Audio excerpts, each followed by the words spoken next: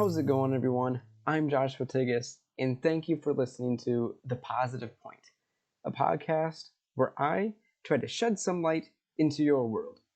A little note again today, you may hear the audio difference again, and I am still in quarantine when I am recording this. When this episode is released, I will be back up on campus, but I am feeling fine and everything, but right now I'm still in quarantine, so you might have to forgive me for one more week with this poor audio quality. On today's episode, I sat down with my oldest sister and took time to learn how to push through the hard times that college, along with the real world, throws at you. Growing up, Ashley was, and still is, a huge inspiration to me because she was going through one of the most difficult stages of life, college. It was really interesting and helpful to discover the ways she found motivation to keep pushing through in order to get where she is today with a family of her own. I hope you're able to connect with the points we brought up in our conversations and use them in your own life. Because no matter what stage of life we're at, there's always going to be challenges thrown our way. So without further ado, allow yourself to escape from your life for a little while and enjoy this episode with Ashley. Welcome to episode 3 of The Positive Point. Thank you so much for agreeing to come on, Ashley. I'm pleased to be here, Joshua. A little surprised you asked me, but very excited as well. Yeah, so for those people who don't know me personally, they might not know that there is quite a bit of an age gap between you and I. Like, yes, you're my sister, but there is quite a bit of an age gap. Isn't it like 17 years or something like that? Yep. You were born just shy of my 17th birthday. So yeah, one way I think about it too is you are closer in age to my oldest son than you are to me. Yeah, that's kind of crazy to think about, but hey, it's the way things landed. Yep, it's the way it was meant to be. Yeah, but growing up, really my memories with you and some of my earliest memories are with you out at college, going out to see you out in Creighton because you went out there. I remember doing a bunch of activities. I don't know why, but for some reason, I just really vividly remember going and playing tennis with you and Brad out there and stuff. Yes, we did do that. Yes, we did. Yeah. It was nice of you to make those car trips with Mom and Dad. Yeah, that's something I always enjoyed growing up, and it made quite a unique connection that I think most siblings don't have because they're usually close in age. Like growing up, I always heard how siblings were always fighting with each other. Then there was me. Well, I've never really had a fight that I could remember with my sisters because they were all grown up and showing me what to do. Right. Yeah, you had a bunch of mother hens kind of helping raise you and stuff. But yeah, that's really true. I don't think we've ever had a fight that I can speak of, just because, and I do think that is because of the age difference a bit, but that's just kind of the way things have played out. Yeah, and with that age difference and stuff, it's really given me the opportunity to look at you as like a big role model to my life and like a big inspiration, because the big point that I want to make in this episode is to chase your dreams. And that is, from what I've gotten with talking with Mom, that is exactly what you did through college, and here you are now, a pharmacist with a family of your own. Yeah, it's kind of amazing looking back how quickly time has gone. I still find it unbelievable that you have graduated college or high school already and are in college. Just as we're talking back, reflecting back on my time in college, because it seems like, it wasn't too long ago, but it's been over 10 years already, and a lot has changed then. So just putting myself back in your shoes where you're at right now and kind of remembering the emotions and everything that went into, especially those first few weeks, first few months going away to college and what that's like. And now looking at now, it's like, wow, a lot has really changed since then. Yeah, that's kind of where I want to start with our topics to talk about today, is that college life, because here I am, like you said, I'm in college now, and it's been a heck of a transition. I think transitioning from that high school life to that college life is one of the most dramatic stages of life that someone can go through. Absolutely. I mean, you're leaving, for those people who move out of their parents' home to go to college, and whether this is to go to college or transition into the working world, I mean, that's a big change to leave kind of your nest that you've had your whole life growing up, and then you just kind of feel exposed and vulnerable to this world out there. And with that comes a lot of emotions. I know for your class in particular, you've kind of waited a long time to get this ball rolling. The pandemic kind of delayed high school graduation and all of that. You were just kind of ready to get all of that behind you and out on your way. But reflecting back just on my own experience, and I know I certainly probably am not with the majority, but I was really scared and nervous to go off to school away from, the comfort of home. I remember, I was leaving behind a younger sister, and you were just a little over a year old. So I figured, gosh, this little toddler isn't even going to know me anymore.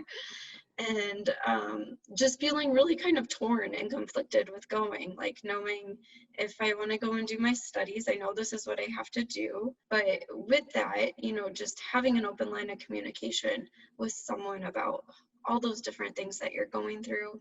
And then we're fortunate that, we have amazing parents who are nothing but supportive in all that, we kind of try and set out to do. So just knowing they always had my back, and, were there to, listen to the highs that I had and also the lows that I had. And then also, identifying those friends or a close network. I'm not necessarily a person who has a lot of friends, but the friends I do have, I want to be close with. And so finding people that you just can kind of relate to and have similar experiences, that helps. But also encountering people who view things very differently helps you to take a step back and kind of look at things from a different angle. Yeah, and what you mentioned earlier with the pandemic in my class, that's something that I've noticed has really kind of affected me more than I was anticipating going into college. Like I said, it's been a heck of a transition, and I think it is partly due to the fact that really since March, there hasn't been much actual schoolwork or studying I've had to do. And then all of a sudden, classes start, and it's like, here we go, we're rolling, we're a college student now. Mm-hmm. So it was a really, if I'm being honest, it was a really hard transition for me, because it was my first real sense of this is the real world, and it's up to me now to go chase after those dreams. Yeah, absolutely. It's definitely, it's like, yeah, this is on you. You're not going to have someone constantly looking over your shoulder being like, did you do this? Did you do that? Remember, this is due, soon. So it's a whole new level of responsibility. And with that comes assessing, okay, what do I really want out of this? So that way you know what you need to do in order to achieve those goals that you have. So not only trying to figure out, what you need to do, it's figuring out a whole bunch of different things, how do I need to change just basic things like the hours that I sleep in a day, depending on what your class schedule is. What time of day do I study best? When do I need to work? If there's work that needs to, if there's work study you're doing, or maybe working off campus, seeing how that figures in at all. And it's like you said, it's just kind of all at once. All of a sudden you're at home, and then all of a sudden you're on campus and you're in classes, and everything just kind of takes off. So it's overwhelming. I definitely had that sense when I got to college, and you kind of feel like you're on an island, even though there's a lot of other people around. So it's just everyone kind of figuring out their own way how they're going to navigate this. Yeah, in this episode, I want people to be able to learn from it, but really my reason for having this conversation is for me to learn. And that's important for people to know, is it's okay to go ask for help and everything, because talking with mom and stuff, she said she's talked about how you and I are almost exactly alike when it comes to how we've started out with college, because right now I'm struggling with being perfect. I want perfect grades. I want to be ahead in everything. Like this past week, I was stressing about a paper that's due a week from now. And then the next morning I woke up and got it done. Like yes, it feels good, but I put an immense amount of stress on myself to get that done, and it resulted in me not feeling good. I've Hmm. noticed how like my mental health has like really been affected by putting myself through the stress and achieving perfection. I think it's really important for people to know that perfection isn't where you get happiness. Absolutely, absolutely. And I will tell you, I certainly was in that same boat you were in going through college and, being fast forwarding to where I am now today and being able to look back and, in hindsight, it's not worth all that stress and everything you put on yourself because there is so many other experiences that you miss out on then because of it, or because you cannot fully enjoy those. Or maybe you decide, yep, I am just going to go try and de-stress, go do something else, hang out with some friends, but then maybe your mind starts to wonder and you essentially just kind of check out from what's going on there because you're stressing about this and that, and going through your mental checklist of everything that's due before the end of the semester, and it's only your second or third week there. um, so it does kind of overshadow everything, and it gets to a point that that's not healthy. And so I know something that helped me a lot, um, is just with adjusting to college overall, finding something familiar. And then that helped me feel grounded a little bit more. So, a couple different things that I had. One of them was I was fortunate that Creighton has a church on campus. So, growing up, every Sunday morning, you get up, you get ready, you go to church with mom and dad. So that was something for me, was okay, I'm on campus Sunday morning, I'll get up, I'll just go to mass.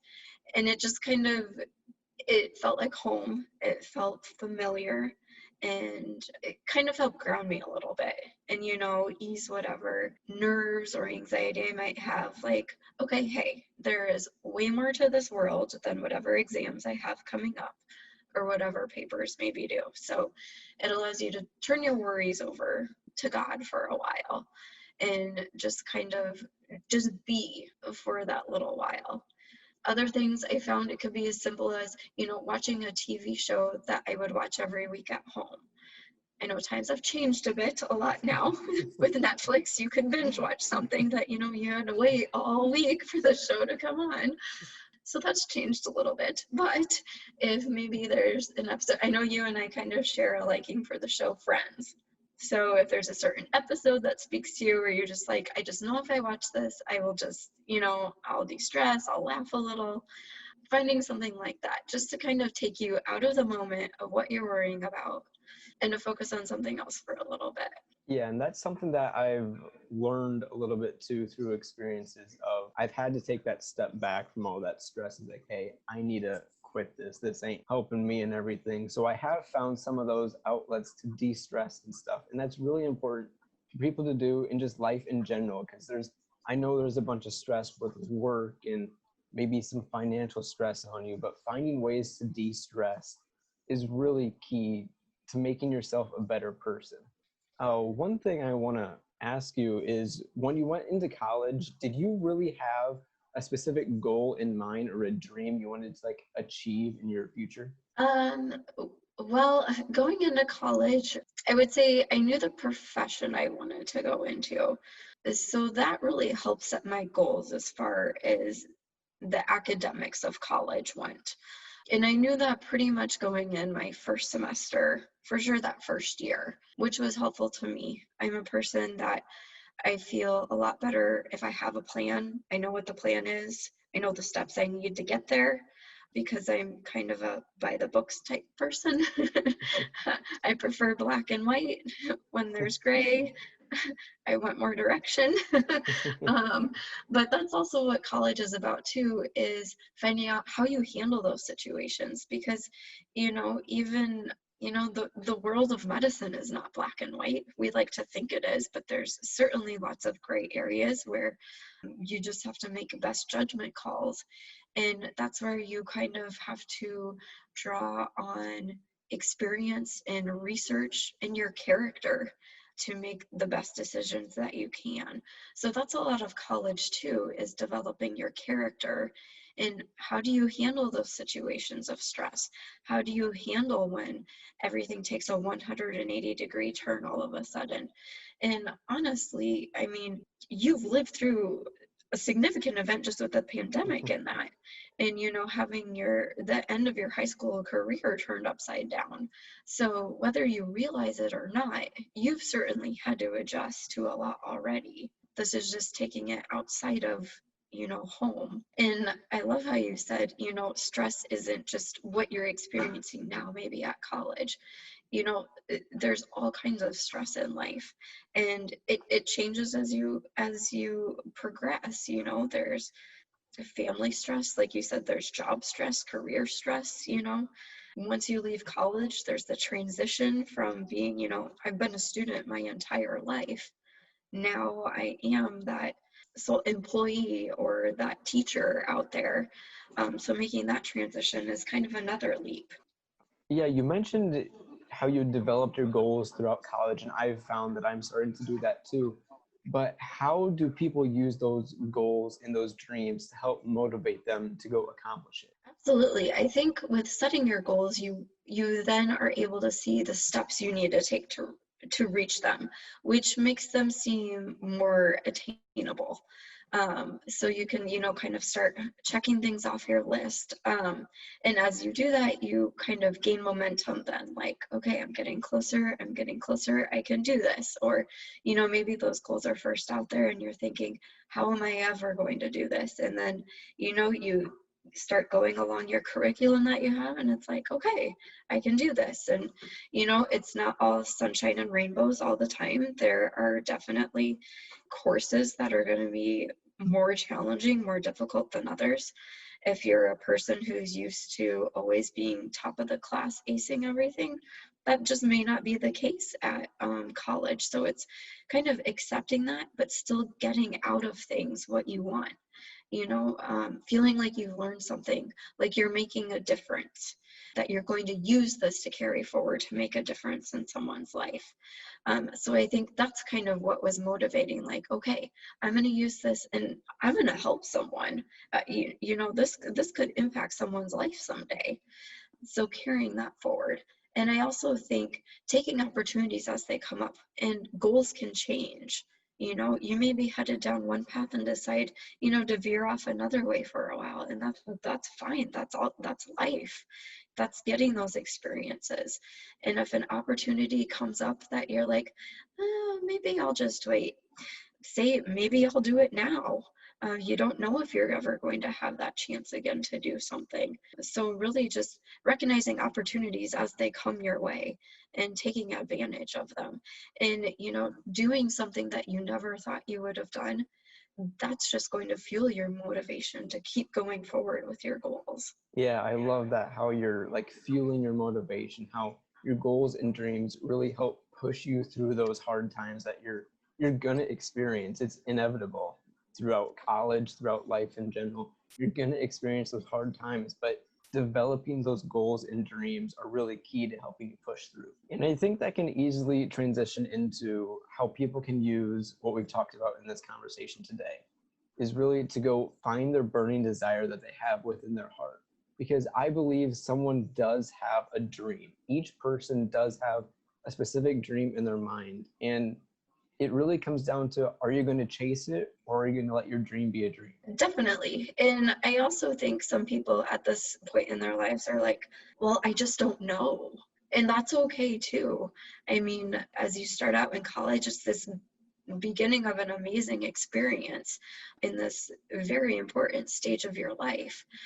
But absolutely, we need to have dreams or goals out there to keep us going, to keep us happy, whether they're career goals, spiritual goals, family goals, or dreams that you want to have. You dream of having a family, or maybe you dream of traveling the world or volunteering of some sort.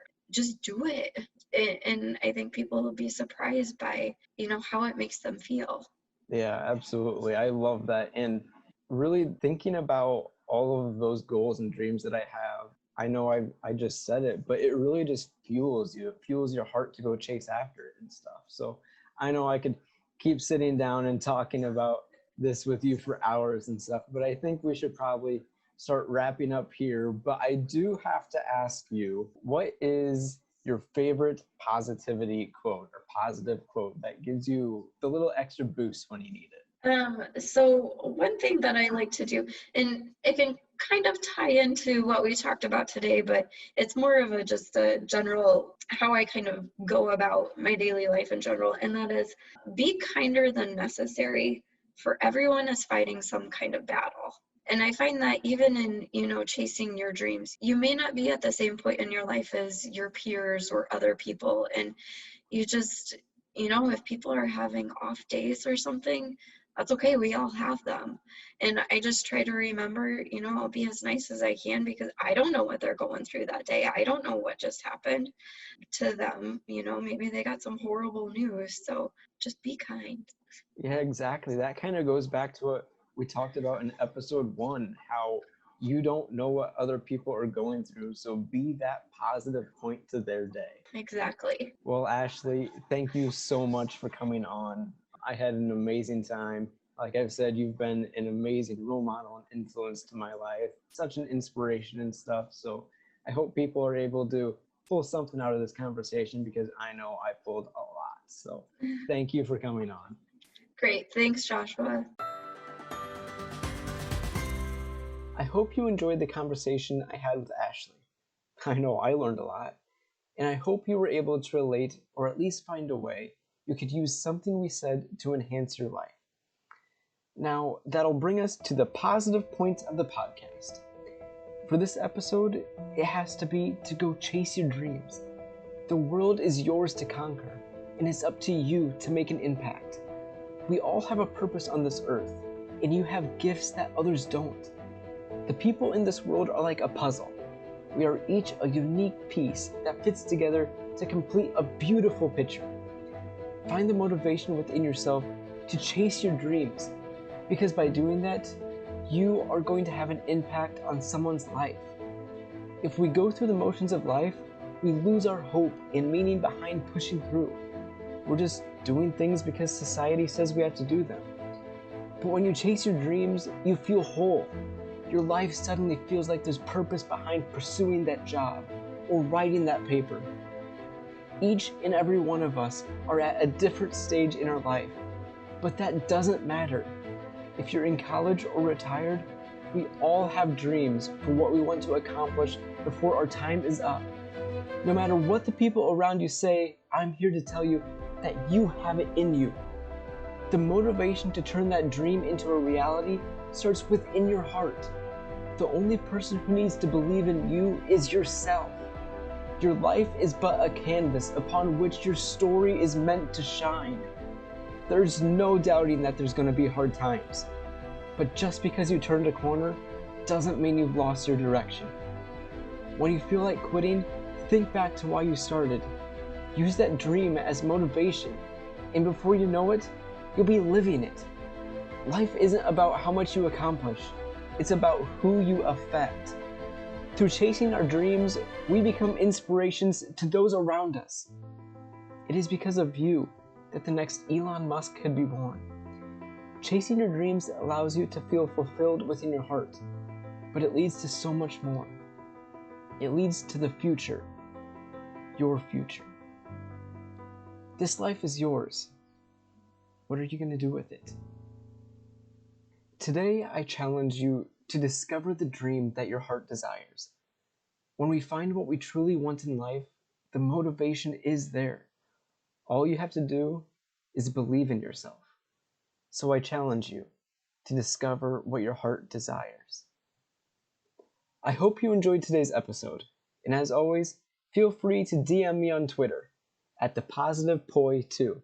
That's the positive POI2, or Instagram at thepositivepoint_podcast, or send an email to thepositivepointpodcast@gmail.com to share a random act of kindness or uplifting deed that you did for someone else, or they did for you. Or maybe it's something you saw someone else do for another person.